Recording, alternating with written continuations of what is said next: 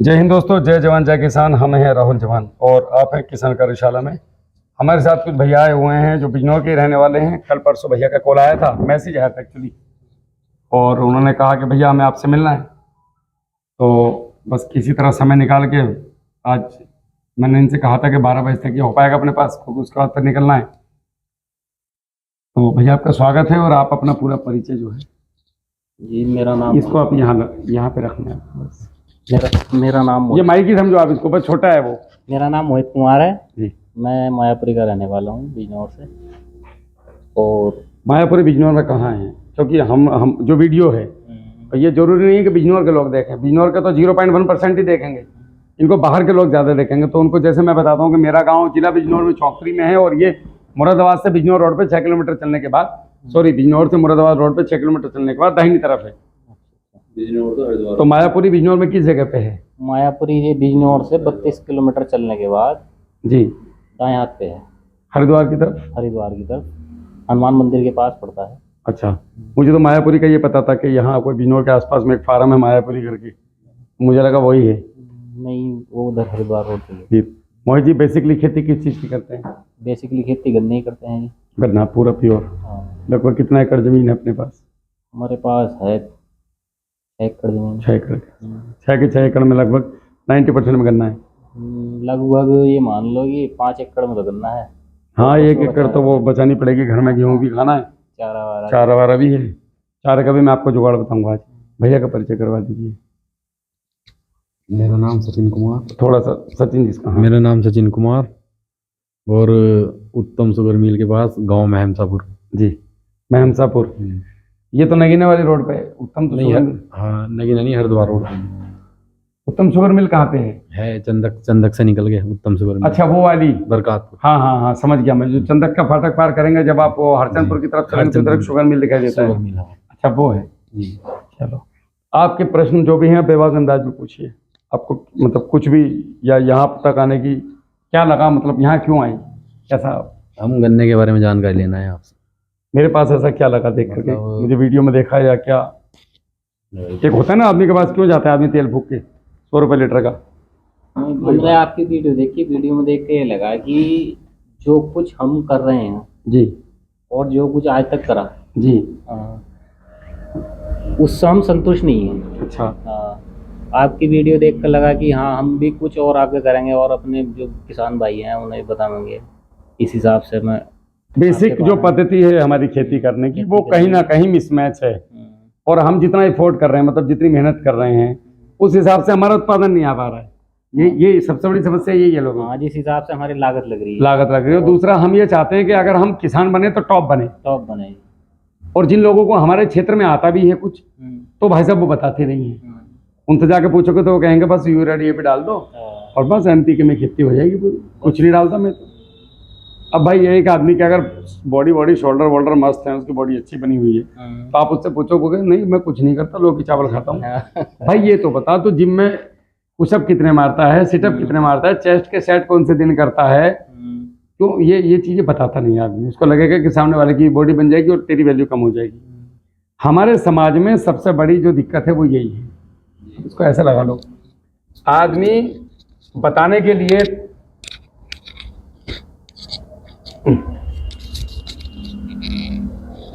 लिए तैयार नहीं है जो उसको आता है। अच्छा, मजे की बात, ऊपर किसी काम का नहीं है ये। और ऊपर कोई जगह है भी कि नहीं पता नहीं। साला चंद्रयान को जाने में इतने दिन लगे, कितना टाइम लगा दे जाने में, आदमी कहाँ जाएगा पता नहीं। तो कहता है ऊपर जा रहा, हो सकता है यहीं सड़े, मरने के बाद शरीर फूक जाए और इसके अंदर जो चीज बोल रही है, जिसको हम आत्मा कह लो, रूह कह लो, वो यहीं तड़पती रहे आसपास में ही। ऐसा भी हो सकता है। ऐसा भी हो सकता है। तो कम से कम कुछ काम दुनिया में जाने से पहले कुछ ऐसे करके जाओ कि लोग कम से कम याद करें। भाई हमेशा आपको किसी न किसी को कुछ ना कुछ देना चाहिए। जैसे अगर आप किसी को पैसा नहीं दे सकते मदद के तौर पे, तो आप उसको सांत्वना दे सकते हैं। सांत्वना नहीं दे सकते किसी को, तो कम ना अच्छी निगाह दे दो कि जो किसी की बहू बेटी जा रही है उसको अच्छी निगाह से देखो कि मेरी बहू बेटी जाएगी तो मैं किस निगाह से उसको देखूंगा। सही बात। तो एक सिक्योर निगाह मिल जाएगी। कोई आदमी हताश बैठा है कि भाई चिंता मत कर, मैं तेरे साथ खड़ा हूँ, वो तुमसे थोड़ी पैसे मांग रहा है। सही बात है। एक बार बोल दो कंधे बात रख के टेंशन मत ली, मैं तेरे साथ हूँ जैसा भी हूँ। हाँ, उसकी हिम्मत बनानी चाहिए। जैसे कहते हैं ना कि खाली हाथ से लठ भी, अगर खाली बांस का लठ भी हाथ में है तो उसका बहुत बड़ा सहारा होता है। बहुत बड़ा अच्छा एक बात बताओ, जब हम जंगल में जाते हैं चुगल पे और रात को डर लगता है, वहां पे अगर हमारे कुत्ता साथ में है, चाहे वो कैसा ही हो, हिम्मत बंदी होती कि नहीं होती? हिम्मत बंदी रहती है इससे। एक कुत्ते, जबकि वो हमारी भाषा नहीं समझता, हम उसकी भाषा नहीं समझते, उसको नहीं पता कि मुझे क्या हो रहा है, उसको तुमसे पॉजिटिव वाइब्रेशन आ रहा है, इसलिए वो तुम्हारे साथ साथ है जंगल में। तुम्हें उससे वाइब्रेशन आया तो इसे जानबूझ के उसे गन्ने के खेत में लेके जाओगे कि यार ये साथ में रहेगा तो हाँ वो सेफ्टी रहेगी, थोड़ी safety है। हिम्मत बनी रहेगी। तो ऐसे ही आदमी अगर आदमी के साथ खड़ा है, भले ही वो कुछ ना दे रहा हो उसको, भले ही वो उसकी भाषा ना समझता हो, तो पॉजिटिव वाइब्रेशन अगर वो उसको दे रहा है, उसमें क्या जा रहा है? कुछ नहीं जा रहा। पता नहीं ये लोगों की क्या मानसिकता, खैर ये तो हम बदल नहीं सकते। देखो जीवन में 3 चीजें होती है जो मैंने महसूस करी आज तक। पहले अगर आप कोई अच्छा काम करते हैं तो पहले आपका उपहास होता है, हाँ मजाक उड़ती है। फिर विरोध होता है। विरोध जब भी लोगों को होता है। लगेगा कि यार ये तो उपहास से भी नहीं रुका, आपका विरोध होगा।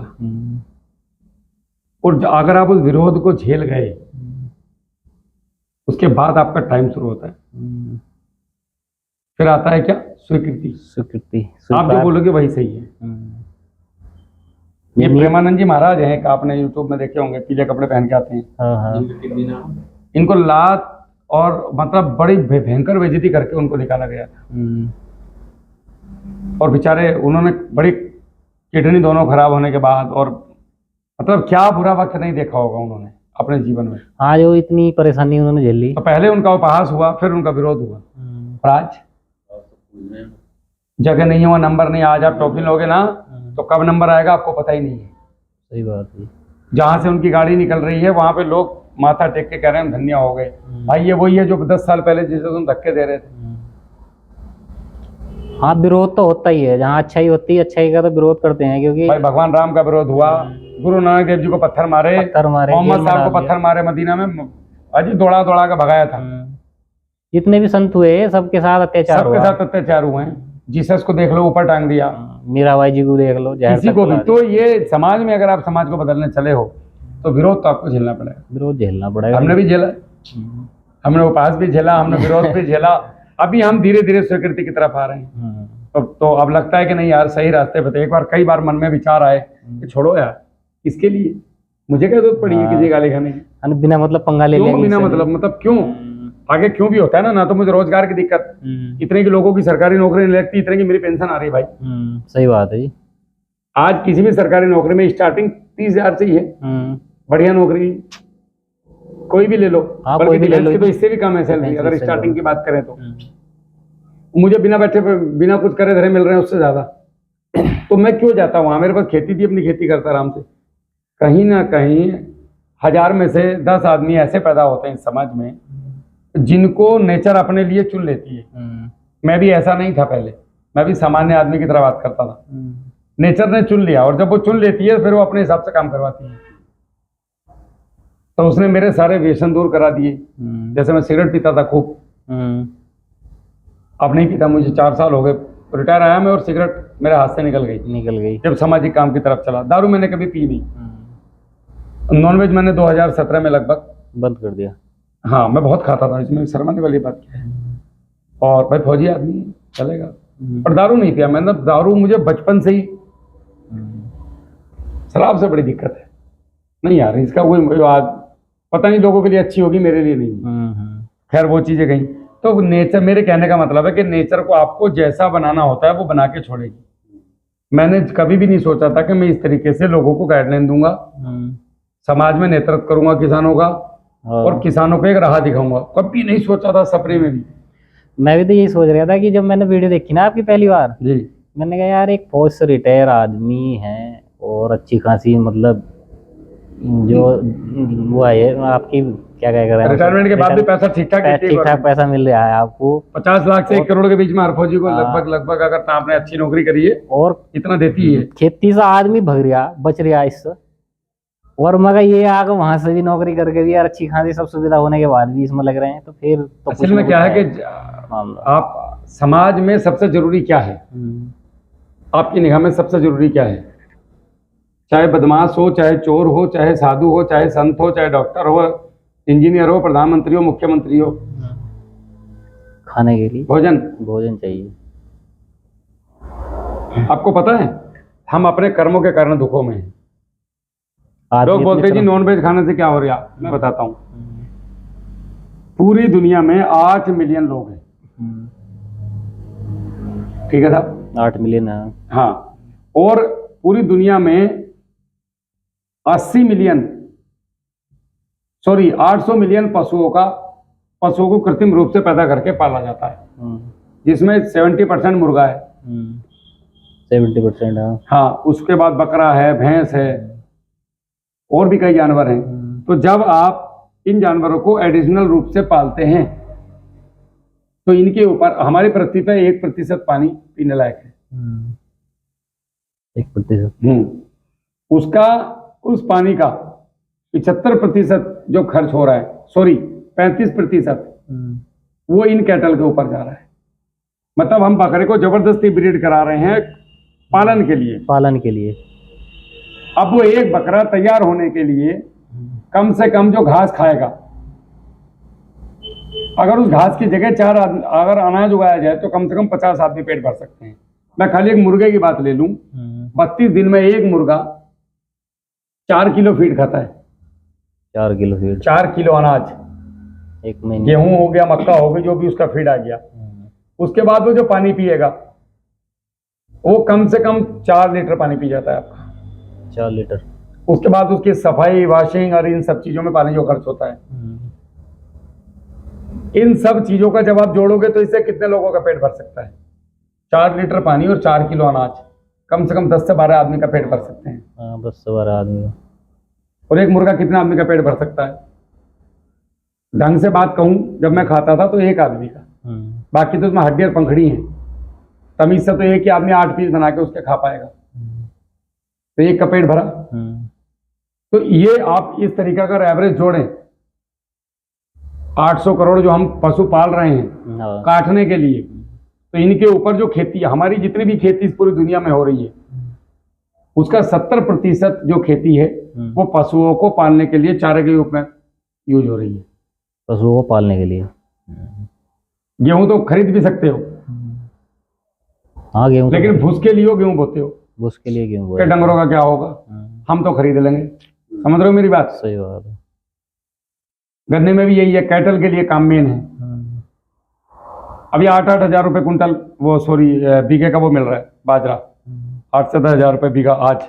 8 से 10 हजार रुपये चल रहा है जी, ये रेट है। तो हम जो 70% खर्च कर रहे हैं, इसमें पैसा भी खर्च हो रहा है, समय भी खर्च हो रहा है। तो ये हम मवेशियों को पालने में कर रहे हैं जिनको हम काटने के लिए प्रयोग करते हैं, मांस के लिए। तो अगर वेजिटेरियन लोग बढ़ जाएं, हाँ शाकाहारी हो जाएं, तो पृथ्वी का कितना पानी, कितना रसायन, कितना खाद, कितना पैसा, कितनी चीजें बच जाएंगी, ये कभी हम हिसाब ही नहीं लगाते। कभी इस चीज को सोच कर देखो आप। हाँ, इन चीजों का हिसाब ही नहीं जोड़ा। आप खुद ही देख लो, हिसाब बताने लगो तो कहेगा कि भाई इनका मुर्गा क्या होगा, कौन से बुग्गी में चलेंगे। नहीं पैदा मत करो ना, वही तो कह रहे हैं। पैदा कर रहे हो तो वो फालतू हो रहे हैं, उन्हें काट रहे हो। आप एक कृत्रिम अंडे को ला करके चूजा मत बनाओ यार मशीन में, वो कैसे फूट जाएगा? सही बात है। नेचुरल तौर पे जो हो रही है प्रजाति मुर्गे की हैं, उनको चलने फिरने दो, घूमने दो, उनको खाने के लिए बिल्लियां हैं, कुत्ते हैं। हाँ जी, आप जिनको उसको खाने के लिए बनाया है वो हैं। इंसान जबरदस्ती खाता है। अगर इंसान के लिए मांस बना होता तो इंसान का बच्चा पैदा होने के बाद मांस का टुकड़ा खाता, अपनी माँ के छाती में बुक मारता वो। लेकिन वो दूध ही क्यों ढूंढता है? वो नहीं बनाया खाने के लिए। आज इंसान के लिए नहीं बना ना भाई। भैंसा जो है वो शेर से बड़ा है, लेकिन भैंसा आदमी खाने के लिए नहीं बना।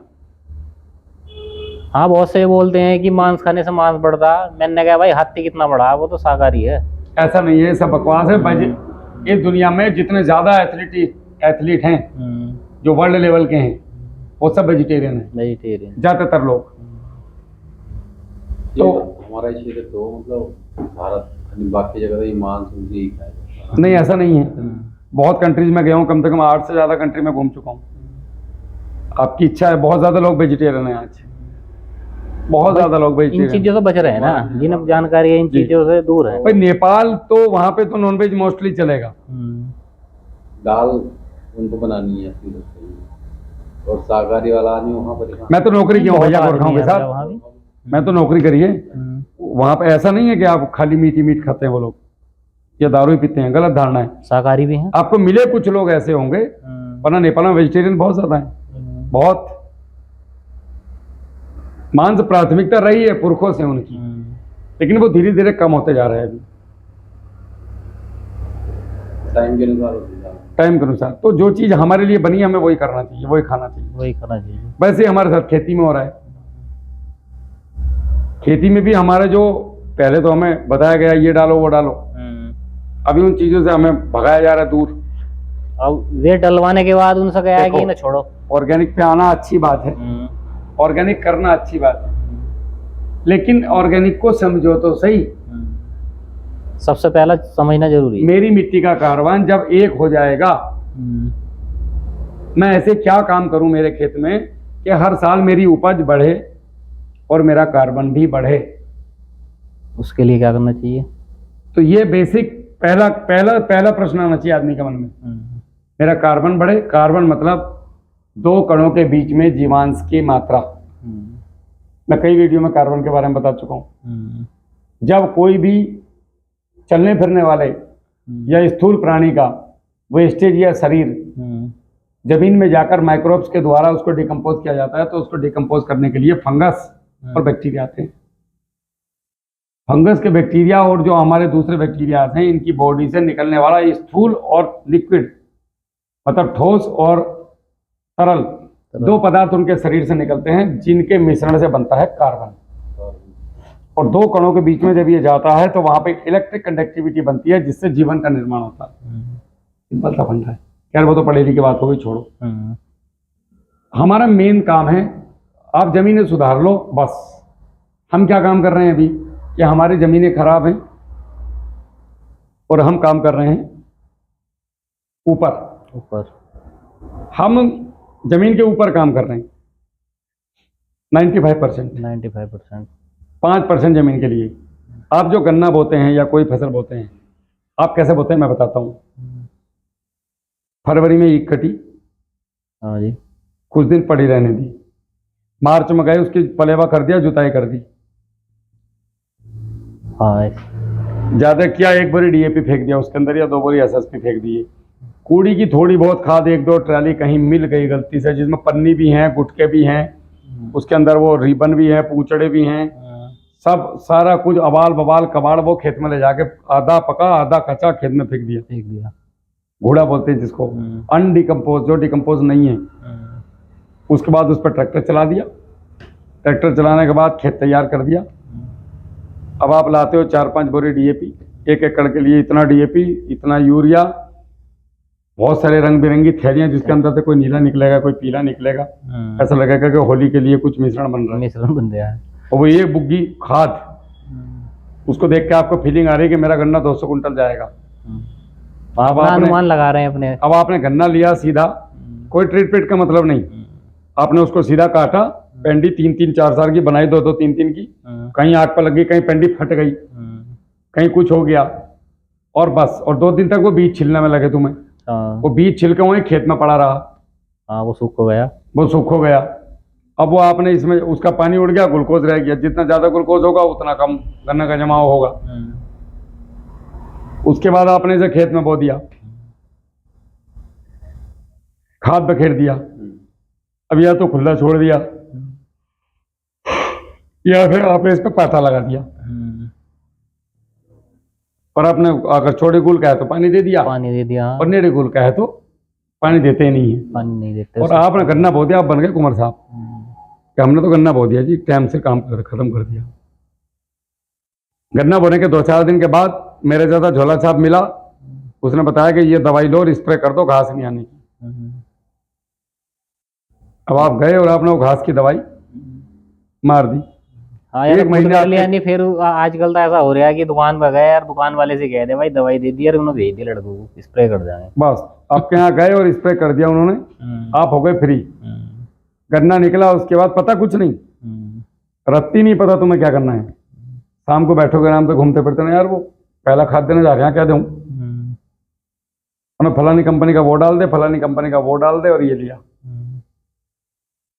फेंक दो, फेंक क्या है।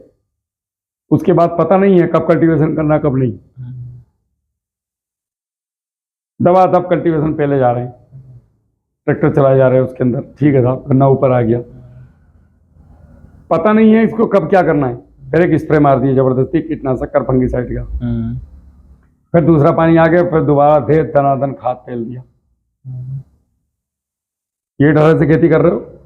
और मई लास्ट में जैसी पहली बारिश आने को हुई, आखिरी खाद डालकर आपने जो है कंधे पर रखा कुर्ता और गांव में ताश कौन खेल लिया, कहाँ चौकड़ी चल रही वहां जाके बैठ गए, 10 बजे रोटी खा ली, 4 बजे तक ताश खेल रहा, 4 बजे लाइट आवे आके कुट्टी काटती, उसके बाद घर में बैठे इलेक्शन लड़ाया, थोड़ी देर सरकार को गाली दी, किस्मत को गाली दी और किसान को बेचारा गरीब लाचार बताया और घर जाके रोटी खा के सो गए। क्या हमारा कोई सोच रहा ना? यही बात करेंगे बाद में, यही हो रहा है।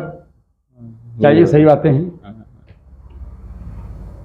इन चीजों का काम चलने वाला नहीं है, किसान को सीखना पड़ेगा। आप एज ए किसान अगर आप गन्ने की फसल बोने जा रहे हैं, आप एक बात बताइए, आप अपने घर में छोटा सा मोबाइल लेके आते हो 10,000 रुपए का, या चप्पल भी लेके आते हो तो 20 बार ठोक बजाते हो, उसके बारे में पूछते हो, मोबाइल लाते हो उसके बारे में पूछते हो, हर काम जो भी चीज ला रहे हो उसके बारे में पूछते हो, तो खेती के बारे में तो नहीं पूछते। खेती के बारे में जानकारी करनी चाहिए, मैं कौन सी फसल बो रहा हूँ, इसकी सही दूरी क्या है, इसमें कौन कौन से काम ऐसे हैं जो समय पे करने हैं। अगर किसी ने कहा कि ये डालो, तो भैया डायरेक्ट क्यों डालो, अब तो 50 साल पहले हमारे पुरखे भी तो बिना इसे डाले खेती करते थे, तो वो तुम्हें कोई लॉजिक बताएगा उसका, तो उससे कहो कि कोई ऐसा तरीका भी है जो इसका जहर खत्म हो जाए, खेत में पड़ जाए। हाँ, जो उसके अंदर मतलब पड़ा हुआ है। ये चीज मेरे दिमाग में क्यों आई, आपके दिमाग में तो आनी चाहिए थी। मुझे ताज्जुब इस बात का है कि पूरे दुनिया के दिमाग में ये बातें क्यों नहीं आई कि अगर हम इसको बायोमास में मिला के दें तो इसका जहर खत्म हो जाएगा। ये बात तो बहुत पहले आनी चाहिए थी, बहुत पहले आनी चाहिए। अगर ये चीज पहले से हमारी समझ में आ जाती तो शायद आज हम जिस दंश को झेल रहे हैं खेती की, हम खेती कर नहीं रहे, हम खेती को जबरदस्ती घेर के बैठे हैं। खेती हो गई, ये स्थिति बहुत पहले सुधर सकती थी। अच्छा एक बात बताओ जी, हमारे पास जो आप बता रहे हैं कुड़िया खाद, जी, हम लगभग 2 बीघे या 3 बीघे में कम से कम 14-15 किलो डाल देंगे, क्योंकि 20-22 टन का जी, मान लो ना 15 बीघे गन्ना हमारे पास, तो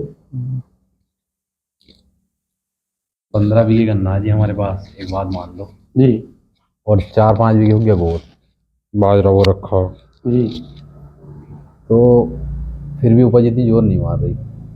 उसका कारण ना ही हम इतने कीटनाशक लगाऊं, देखो बात सुनो, ना ही तो हम इतने ज्यादा कीटनाशक लगाऊं, ना हम इतनी दवाई लगाऊं, नॉर्मल उपज क्या और जो खाद है ना, हम जुताई भी कर रहे हैं ट्रैक्टर से, कुछ भी बाद में जब मिट्टी चढ़ा रहे हैं तो वो खाद ऐसे ऊपर आ रहे हैं। आप जो गोबर की खाद डाल रहे हो जी, वो पूरी तरह से पकी हुई नहीं है।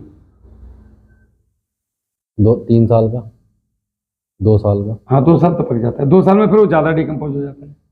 2 साल का जैसे मतलब 1.5 साल तक का डाल। आपको मैं सही तरीका बताता हूँ जी, एकदम जो रिजल्ट आएगा जिससे आपको, पहले तो आप अपनी जमीन का जांच करवाओ, जी, मिट्टी की जांच जी,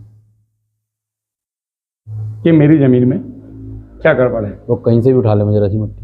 नहीं ऐसा नहीं है, जी, हाँ, उसका ढंग वो कैसे उठानी है? उसका आपके खेत के चारों तरफ से 4, 6, 10 जितनी जगह से भी आप चाहो जी, जमीन साफ करी, जी, ऐसे खुरपा मारा, ऐसे खुरपा मारा वी शेप। जी, अब आपने इतनी मिट्टी उठा ली, जी, चारों तरफ से ऐसे करके सभी गड्ढों से ले ली, जी, बाद में सबको मिला लिया, फिर इसे आधा कर लिया, अच्छा, फिर इसमें ऐसा करना होता है इसको, फिर मोटे मोटे दाने अलग निकल गए, करते करते करते करते लास्ट में आदमी छानते छानते जी, एक मुट्ठी रह इतनी सी जाएगी, रह जा। एक मुट्ठी ले लो, उसको लैब टेस्ट के लिए भेज दो।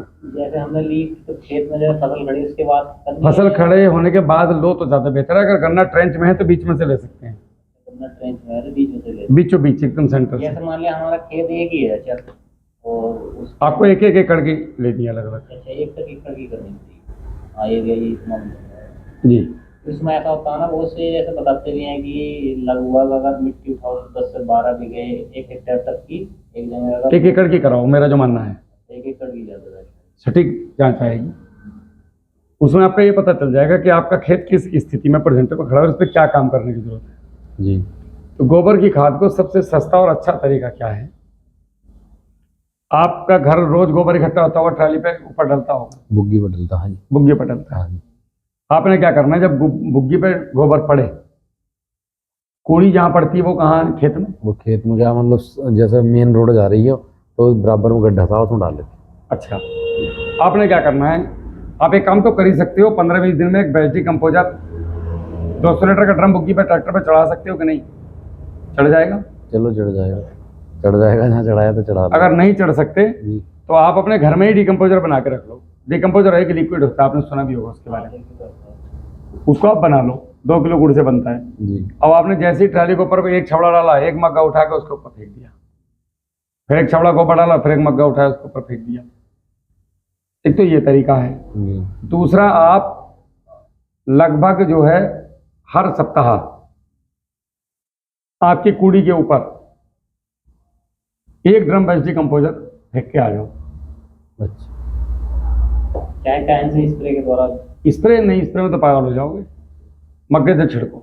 मग्गे से डाल दो वहाँ पे। आप यकीन मानो 6 ड्रम यानी कि 12 किलो गुड़ और आपकी कूड़ी तैयार।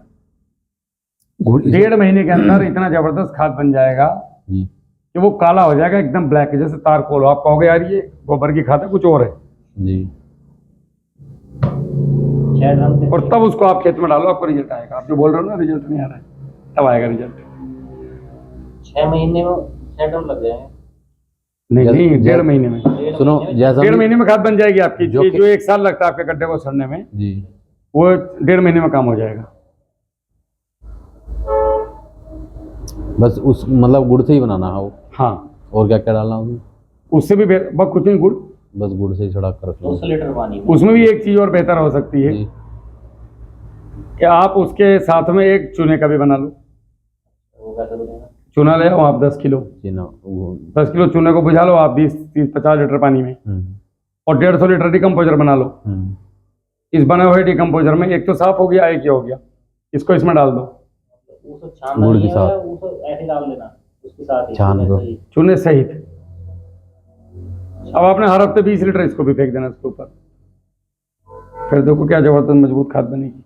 और इसको मजबूत बनाना है तो तीसरा ड्रम बना लो, उसमें सरसों की खली भिगो लो 10 किलो 200 लीटर में, वो भी फेंक दो।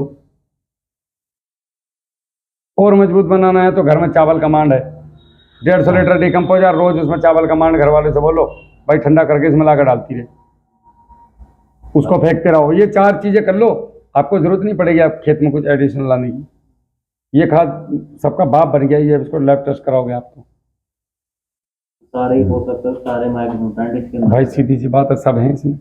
जैसा हमने देखा मतलब हमारे आस पड़ोसी जो मतलब खेत वाले हैं वे मतलब गोबर में यूरिया वगैरह डालते हैं, यूरिया डायमोनियम को फिर फावले से काटेंगे, काटने के बाद फिर तो मजदूरों से उड़वाएंगे उसमें केमिकल डाल को। करते सही हैं लेकिन तरीका गलत है। अच्छा, मील की मैली में मिलाया और उसके ऊपर गोबर डाल दिया, फिर उसे फावले से कटवाया, रूटर निकाल दिया, हलाने के बाद किसी के पास इतनी जगह है तो, और बस भी उसको कट्टों में भरा और गुल्लो गुल्लो उड़वा दिया। हम जो रेसिडू फ्री खाद बनाते हैं जी। उसमें हम क्या करते हैं कि आप कोई भी केमिकल फर्टिलाइजर हो, अगर आप उसे 3 से 4 गुना या 5 गुना या 10 गुना, कम से कम 3 गुना जी। गोबर की खाद में मिला कर रखते हैं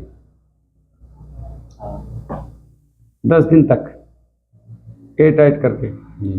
तो इसका जो रासायनिक कंपोजिशन है वो टूट जाता है। एसिड्स और गैसें जो इससे निकलती हैं हानिकारक, जो हमारी फसलों को नुकसानदायक है, जी। वो इससे बाहर निकल जाती है।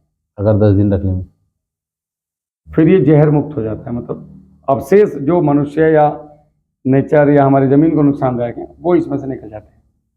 कुछ अवशेष रहते हैं वो, उनसे कोई दिक्कत नहीं है, वो फिक्स नहीं होते ज़मीन में। ये सबसे अच्छा तरीका है।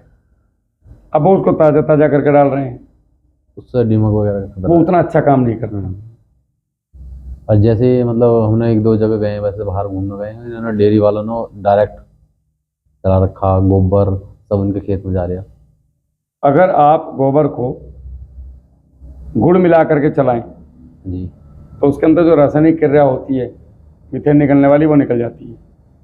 वैसे ही डिकम्पोजर में मिला के चलाएं या स्लेरी मतलब उसकी मीथेन गैस निकलने के बाद चलाएं तो ज़्यादा अच्छा है, ठंडा करके। जी। कुल मिला के ताज़ा कच्चा गोबर 1 एकड़ में एक बार में 1 हफ्ते में 40 किलो से ज़्यादा नहीं देना है। उसका तरीका ये है कि आपने अपने ट्यूबवेल पे 40 किलो कच्चा गोबर और 2 किलो गुड़ घोल कर रख दिया जी।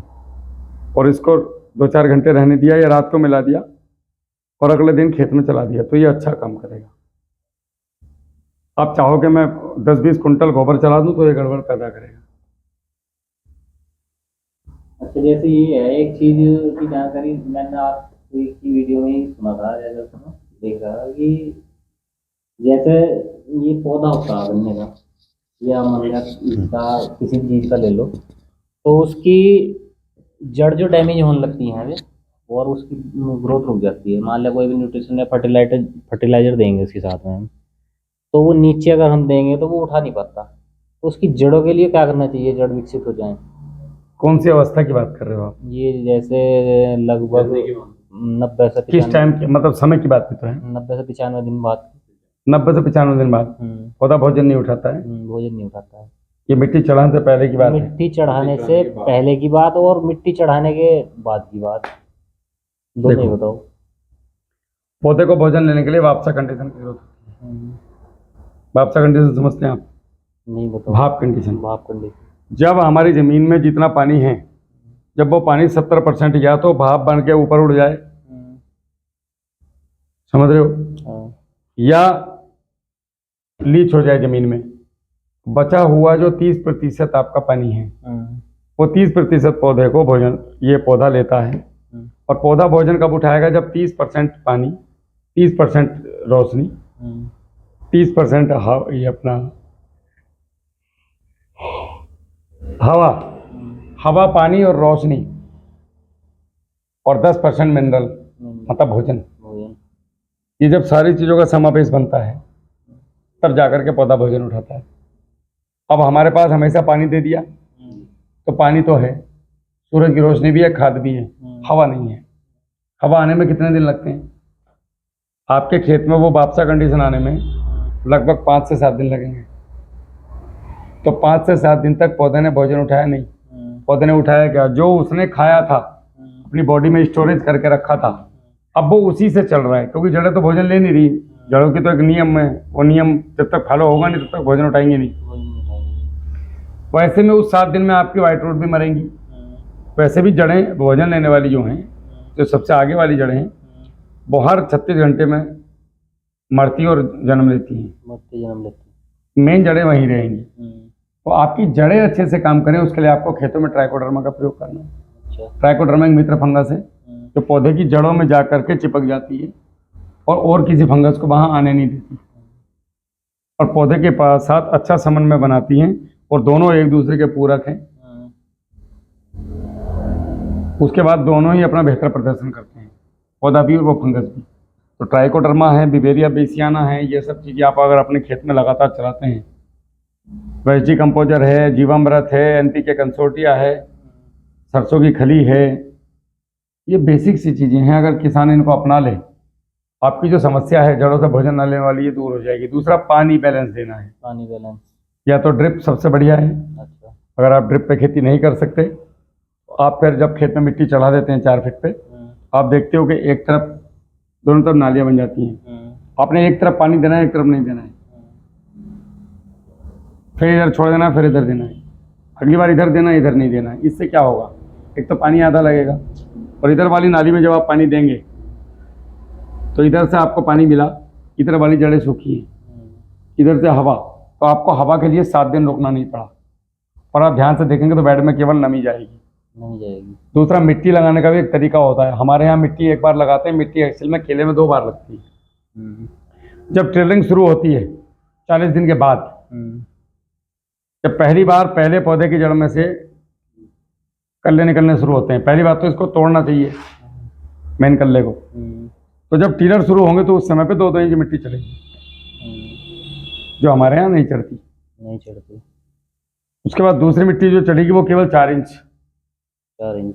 हद से हद 4 इंच से ज़्यादा का मतलब नहीं बनता है। हम चढ़ाते हैं 1.5 फीट। तो केले की 4 पोरी तो नीचे दब गई गन्ने की। हाँ 4 नीचे लग गई। वो चढ़ाते इसलिए हैं कि उनकी जड़ें जब चारों तरफ फैलेंगी तो वो अपनी एक पकड़ बना लेंगी मिट्टी में, तो गन्ना गिरता नहीं है। लेकिन 2 पोरी तक ये करना ठीक है। हम 4 पोरी तक दबा देते हैं। तो जब आपकी जड़ें इतनी नीचे चलेगी 1.5 फीट नीचे, तो पौधा भोजन कैसे लेगा? और उसके बावजूद भी हम मिट्टी के ऊपर ही भोजन डालते हैं। कभी भी आपने देखा हो? हाँ ऊपर ही डालते हैं। वो गलत तरीका है। या तो फिर वही वेस्ट डिकम्पोजर के साथ में चले। आपको लिक्विड ही चलाना है पानी के साथ। उसके बाद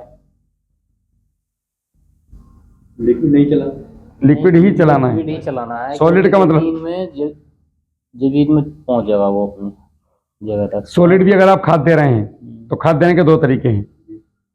या तो आप पानी में घोल के दो फास्फोरिक एसिड के साथ बॉन्डिंग तोड़ के, या आप उसको डिकम्पोजर वगैरह के साथ घोल के दो, या फिर आप उसको तीसरा तरीका है आपका मिट्टी की इसमें गोबर की खाद में मिला के।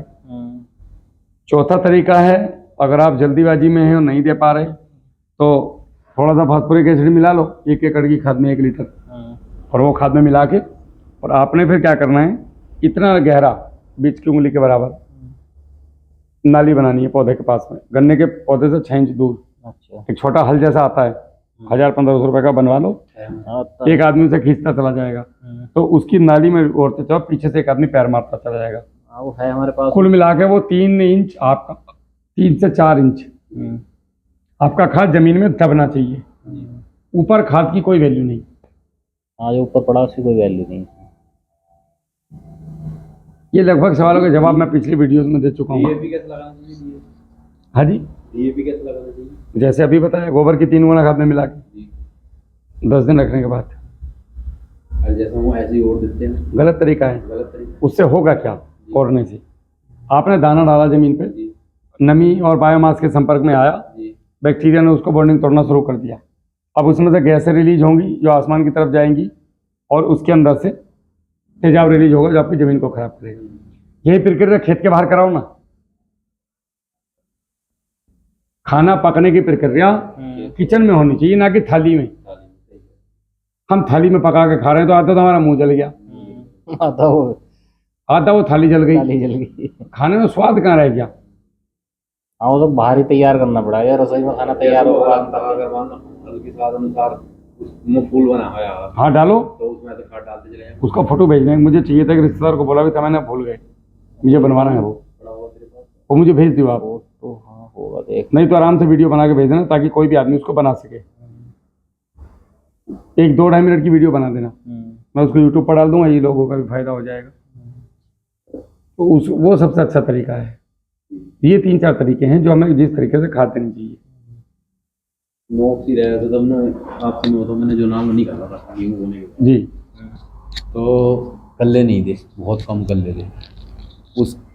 उसे निकालने के बाद ना कोई नला निकलवाया ना कुछ करा, मतलब ऐसा ये समझ ले इतना मेहड़ा है जो ना होगा। तो वो कहाँ पे किया आपने? पौधे की जड़ में?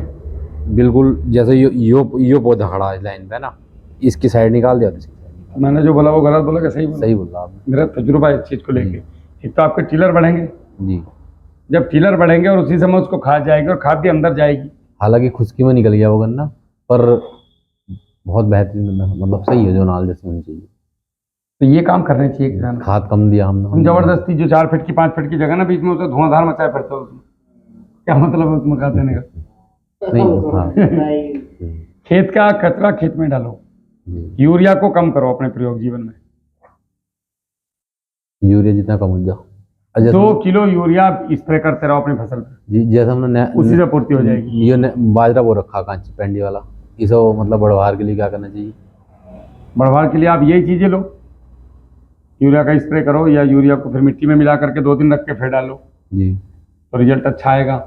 आपका वेस्ट डिकम्पोजर है, NPK कंसोर्टिया है, ये डालो, उसकी जड़ में बढ़ेगा, वो नेचुरल चलता है, उसमें कोई जरूरत नहीं है। या मतलब नाइट्रोजन के स्रोत के लिए आप गाय भैंस का पेशाब यूज कर सकते हैं, 5 लीटर 1 एकड़ में। जी, नैनो यूरिया आ रहा है, नैनो यूरिया रिजल्ट कब देगा? जब वो मेन यूरिया के साथ लगेगा। एक स्प्रे नॉर्मल का, एक स्प्रे नैनो का, एक स्प्रे नॉर्मल का, एक नैनो का, तब काम करता है, वरना नहीं करता। नहीं करता। आप जैसे 1 बोरी यूरिया डाल रहे हो, 2 बोरी, हाँ, अभी आप 1 बोरी डालो और 1 बोरी की जगह में 1 बोरी स्प्रे में ले लो, तो नीचे से भी पड़ा, स्प्रे में भी नैनो यूरिया है, तो रिजल्ट देगा। आप सोचो केवल नैनो यूरिया मार दूं तो फिर रिजल्ट नहीं आएगा। नहीं आएगा। ये मेरी उनसे बात हुई है साइंटिस्टों से बैठ के जिन्होंने बनाया है ये, उन लोगों से पूरे इफ्को वालों से पूरी आमने सामने वार्ता हुई। उन्होंने बताया कि रिजल्ट क्यों नहीं आते। मेरा ये प्रश्न था कि भाई किसान का रिजल्ट नहीं आ रहा है, होमिक कौन सी कंपनी का बढ़िया? मेरा ले लो, मेरी कंपनी का सबसे बढ़िया। अब कंपनी की बात करोगे तो जी जी। कितने % में? 100% वाला है, 100%। 98 भी छोड़ो, अच्छा अच्छा। 100% घुलनशील, 500 रुपये में घर पे पहुंच, जी। और 200 ग्राम डालना है 1 एकड़ में, बस बस 1 किलो की जरूरत नहीं है। लिक्विड में है, पाउडर में है। पाउडर में है। अगर पानी से चलना तो 200 लीटर ड्रम में घोल दो और पानी के साथ जाने दो। और बताओ, जैसे बाजरा है इसमें डाल दें होमिक, कोई दिक्कत? कुछ नहीं, बढ़िया चीज़ है, ऑर्गेनिक है। हाँ ऑर्गेनिक। पोटेशियम फुलवेट जो होता है, फुलवेट का काम है इलेक्ट्रिक कंडक्टिविटी बढ़ाना। गन्ने में कितनी बार लगाना चाहिए होमिक? जितनी बार खाद, हर बार लगाना चाहिए। 200 ग्राम हर बार। पोटास? 200 ग्राम की कॉस्ट क्या है? 100 रुपये। जी। गन्ना देखो, आप एक चीज़ समझो सिंपल सी, गन्ना जो है आखिर तक बढ़ता है जिस दिन तक कटता है। हाँ, जब तक कब तक खाद लगना चाहिए गन्ने में? आखिर तक, जिस दिन कट रहा है उस दिन तक। अच्छा जी। टेलिंग के लिए जैसे मान लो गन्ना तैयार हो गया, हम मतलब किले निकालनी, मेन सूट तोड़ो अच्छा मेन सूट तोड़ दो और उसकी जड़ में खुदाई करो, नराई गुराई। खुदाई। और उसके अलावा ड्रिलिंग के लिए जी। मेन है, अगर आपने अपने खेत में एक वातावरण बना दिया, आपको एक्स्ट्रा एफर्ट करने की जरूरत नहीं है। उसको पता है कि मुझे कितने कल्ले देने हैं। जो उसका मदर सूट रहा है वो तोड़ दो। मदर सूट तोड़ दो मेन, हम कभी तोड़ते नहीं। नहीं तोड़ते। ये उसकी ट्रिलिंग उसी हिसाब से खेत की तैयारी है। सबसे मेन है खेत की तैयारी, सबसे मेन खेत, 90% खेत की तैयारी पर ध्यान होना चाहिए। हमारा ध्यान फर्टिलाइजेशन में 90% हो। जैसे जी। मान लीजिए जैसे ये फर्टिलाइजर तो जरा सा पुशअप देने के लिए है बस, खेती इनसे ना होती, खेती होती बेस से। जैसे शुरू में हम तैयारी करेंगे, जैसे ट्राइकोडर्मा बता रहे हैं आप, तो ये जुताई के लास्ट तैयारी पे करना चाहिए या कैसा? इसको तो जितना डाल दो, जब डाल दो उतना काम।